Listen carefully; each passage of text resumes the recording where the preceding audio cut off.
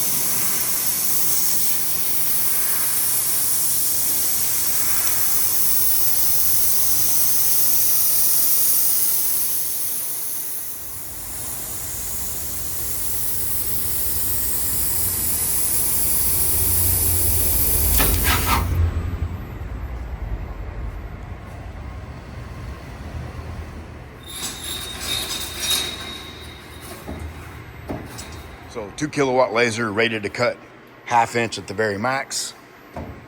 It's a pretty good edge quality right there. And we got a few places where it kind of hung on to a little bit of burr, but you can see that's just look like Isaac from IC Weld over here.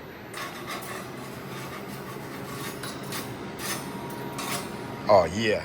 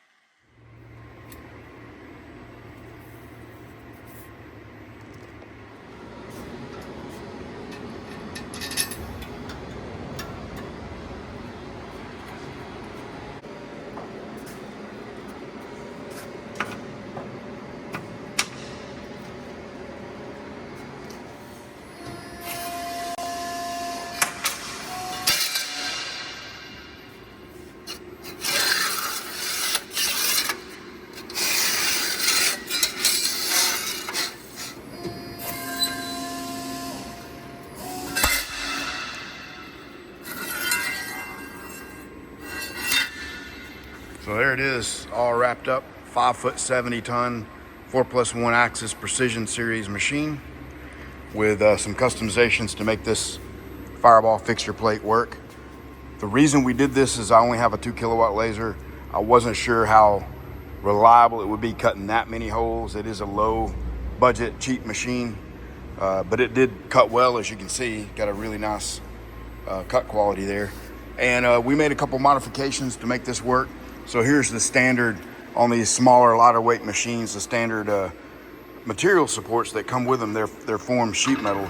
And you can see there's a little bit of flex to that, but the flex is down here. It's unsupported. This linear bearing is unsupported at the bottom. So what we did was, instead of redoing a whole bunch of stuff, we just made a support bracket, 1/4 inch plate, gusseted, and it's back behind between the linear bearing, so that it comes down and connects back to the brake itself.